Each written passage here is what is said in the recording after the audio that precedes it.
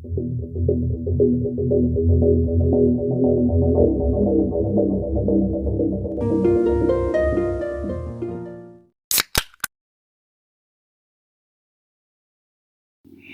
sahabat Weekly, pada tanggal 26 Januari tahun 2017 di daerah Chesapeake, negara bagian Virginia, Amerika Serikat, terjadi sebuah insiden yang menimpa seorang kakek imigran asal Cina berusia 60 tahun bernama Jian Sheng Chen.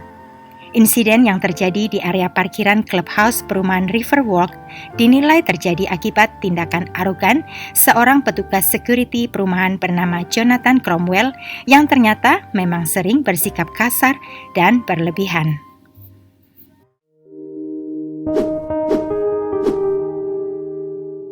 Jian Sheng Chen dikenal sebagai sosok yang mencintai keluarganya. Laki-laki pekerja keras asal provinsi Fujian, Cina itu sudah membanting tulang sejak masih kecil. Kakek Chen tidak lulus SD karena memilih bekerja sebagai buruh di sebuah tambang demi menghidupi keluarganya.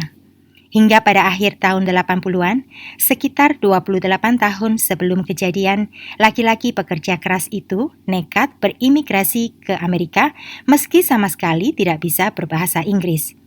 Dia berharap bisa mendapatkan kehidupan yang lebih baik bagi keluarganya dan juga menikmati kebebasan beragama di Amerika. Pertama kali tiba di Amerika, kakek Chen bekerja sebagai koki di sebuah restoran Cina. Berkat ketekunannya, kakek Chen berhasil membuka restorannya sendiri yang menyajikan masakan Mongolia berlokasi di Hampton Road, Virginia.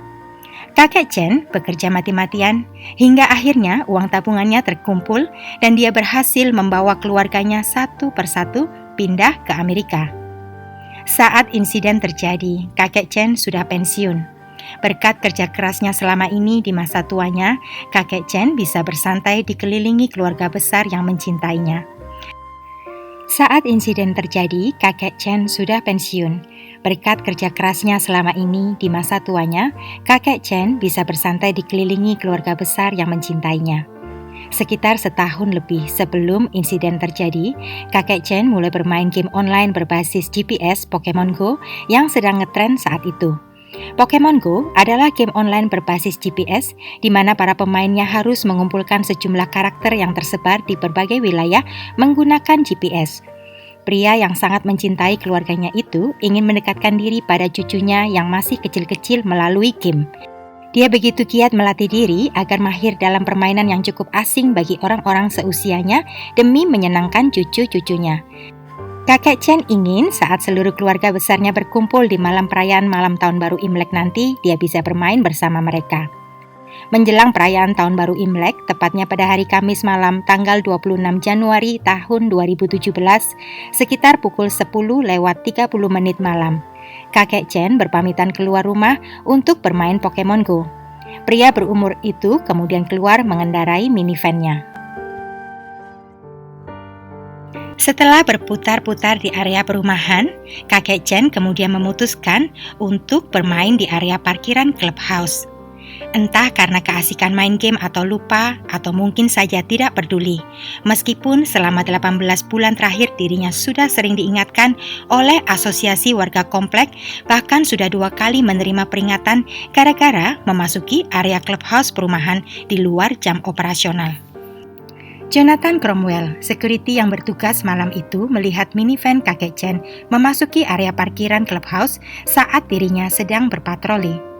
Pria berusia 21 tahun itu kemudian memutuskan untuk memeriksa mobil siapa dan ada keperluan apa malam-malam datang ke clubhouse. Ketika Jonathan keluar dari mobil patroli hendak memeriksa minivan kakek Chen, dia menyadari sopirnya adalah pria berusia 60 tahun yang 10 hari lalu sudah dilarang memasuki clubhouse. Saat melihat petugas security mendekati mobilnya, kakek Chen yang tidak bisa bahasa Inggris kebingungan dengan instruksi yang diteriakkan oleh Jonathan. Dia kemudian berusaha menjalankan minivan-nya, bermaksud pergi dari sana. Namun, Jonathan yang berdiri tepat di depan mobil kakek Chen justru mengira pria berumur itu seolah-olah hendak melindas Jonathan. Jonathan sempat berteriak, "Hentikan mobilmu!" Namun, kemungkinan besar kakek Chen tidak mengerti instruksi yang diteriakkan Jonathan. Sehingga kakek Chen meresponnya dengan gelengan kepala yang diartikan oleh petugas security berusia 21 tahun itu sebagai penolakan.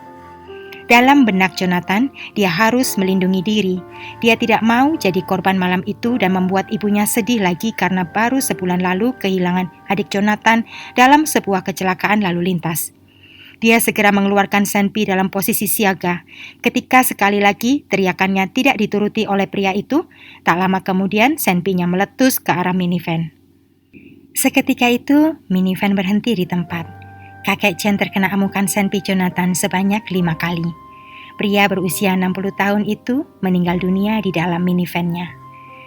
Seorang saksi mata yang berada di sekitar clubhouse menelpon 911. Tak lama kemudian, petugas kepolisian tiba di tempat kejadian. Polis lain tampak dipasang mengelilingi area parkiran clubhouse. Para polisi segera mengamankan petugas security Jonathan Cromwell untuk dimintai keterangannya. Jonathan Cromwell bekerja pada perusahaan keamanan Citywide Protection Services yang bekerja sama dengan Asosiasi Warga Perumahan Riverwalk di mana kakek Chen tinggal. Pada malam tanggal 26 Januari tahun 2017, saat insiden terjadi, Jonathan mendapat giliran piket malam. Saat diinterogasi, Jonathan mengaku telah berusaha memperingatkan kakek Chen untuk menghentikan mobilnya sebanyak 10-15 kali. Tetapi, peringatan itu diabaikan oleh pria asal Cina itu. Jonathan mengatakan aksinya murni pembelaan diri karena bila tidak dilakukan, bisa saja minivan kakek Chen melindasnya. Meskipun dalam hati dia tidak mau melakukan hal itu, tetapi Jonathan merasa situasi saat itu tidak memberinya banyak pilihan. Namun, hasil investigasi sepertinya mengatakan hal lain. Sekitar pukul 11 malam pada tanggal 26 Januari tahun 2017, diketahui kakek Chen memasuki area parkiran clubhouse perumahan Riverwalk yang berada di Riverwalk Parkway. Berdasarkan keterangan saksi mata yang berada di sekitar lokasi kejadian, tampaknya Jonathan dengan sengaja menghentikan mobilnya tepat di depan minivan yang dikemudikan kakek Chen berniat menakut-nakuti pria tua itu. Melihat mobil security menghadangi minivannya, kakek Chen kemudian berusaha menghindar dan bermaksud pergi dari lokasi. Tetapi bukannya membiarkan kakek itu pergi, Jonathan justru turun dari mobilnya dan berdiri menghalangi minivan kakek Chen sambil berteriak stop, sebelum akhirnya senpinya mengamuk ke arah kakek Chen. Jonathan mengaku pelurunya menembus melalui jendela samping 1 kali kemudian 4 kali lewat kaca depan. Namun, berdasarkan bukti forensik di lapangan terungkap bahwa Jonathan menembak dari arah depan sebanyak 5 kali. Kepada para detektif, Jonathan mengatakan mungkin saja kakek Chen ketakutan karena ketahuan melanggar surat peringatan yang melarangnya memasuki area clubhouse. Dan demi menghindari sanksi denda sebesar $2.500 serta hukuman kurungan selama 1 bulan, kakek Chen memutuskan melarikan diri.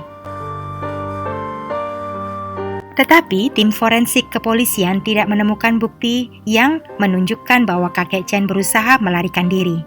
Selain itu, melihat dari lokasi area parkiran clubhouse yang cukup luas, seharusnya cukup banyak ruang bila Jonathan ingin menghindar seandainya memang kakek Chen berusaha mengemudikan minivan ke arahnya. Sikap arogan Jonathan juga ditunjukkan kepada para detektif yang menginterogasinya. Tanpa perasaan dia menanyakan kepada mereka apakah tembakannya cukup baik dan memenuhi syarat bila suatu hari dia ingin menjadi detektif seperti mereka. Peristiwa yang menimpa kakek Chen, seorang imigran asal Cina, mengundang banyak simpati dari publik Amerika, khususnya masyarakat keturunan dan komunitas imigran. Media juga meliput tragedi menyedihkan itu secara luas. Masyarakat terus memantau jalannya persidangan. Pihak keluarga kakek Chen sangat menyesalkan keputusan Jonathan Cromwell yang dinilai sangat tidak manusiawi. Apalagi saat itu bukanlah kali pertama Jonathan bertemu kakek Chen. Seharusnya Jonathan mengetahui kakek asal Cina itu tidak bisa berbahasa Inggris sehingga sulit baginya memahami instruksi yang diberikan. Pihak Asosiasi Warga Perumahan Riverwalk juga menyatakan penyesalan atas tragedi yang terjadi.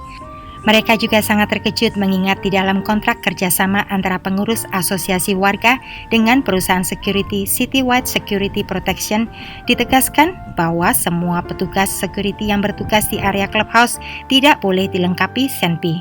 Akhirnya, pihak asosiasi warga Riverwalk memutus kerjasama mereka dengan perusahaan itu. Meski demikian, keluarga kakek Chen tetap menuntut Asosiasi Warga Perumahan Riverwalk dan perusahaan security Citywide Security Protection sebesar $5,3 juta atas tragedi yang menimpa kakek Chen. Jonathan Cromwell dituntut dengan tuduhan pembunuhan tingkat 2 menggunakan senpi. Dalam persidangan, Jonathan memberikan pengakuan tidak bersalah dan mengatakan tindakan yang dilakukan malam itu adalah pembelaan diri. Tuduhannya kemudian dinaikkan dari tingkat 2 menjadi pembunuhan tingkat 1 menggunakan senpi. Jaksa penuntut menyampaikan dalam persidangan bahwa tindakan Jonathan Cromwell dinilai terlalu berlebihan dan sangat arogan hanya demi menunjukkan kekuasaannya pada kakek Chen yang saat itu sama sekali tidak bersenjata. Apalagi terungkap bahwa ternyata selama ini warga Riverwalk menilai Jonathan Cromwell memang seringkali bertindak berlebihan sebagai security perumahan. Pada tanggal 1 Maret tahun 2019, para juri setuju bahwa semua bukti yang dihadirkan selama persidangan oleh pihak penyidik sama sekali berbeda dengan pernyataan Jonathan. Mereka pun menyatakan bahwa security yang saat sidang berlangsung sudah berusia 23 tahun bersalah atas semua tuduhan. Para juri merekomendasikan kepada hakim di persidangan agar Jonathan dijatuhi hukuman 30 tahun penjara. Dan pada tanggal 24 Juni tahun 2019, 2 tahun lebih sejak kematian kakek Chen, Jonathan Cromwell, sang security arogan, akhirnya dijatuhi hukuman 30 tahun penjara sesuai rekomendasi para juri. Jaksa penuntut beserta keluarga kakek Chen merasa lega dengan putusan hakim. Akhirnya, keadilan ditegakkan bagi Jian Shengchen, kakek berusia 60 tahun imigran asal Cina yang sangat mencintai keluarganya. Demikian akhir kasus sedih kakek Chen. Gara-gara seorang security perumahan yang arogan, kakek Chen yang sangat mencintai cucu dan ponakannya harus kehilangan nyawanya. Bagaimana menurut kalian? Semoga kasus kali ini bermanfaat ya. Stay safe, stay healthy, and see you in the next case. Terima kasih.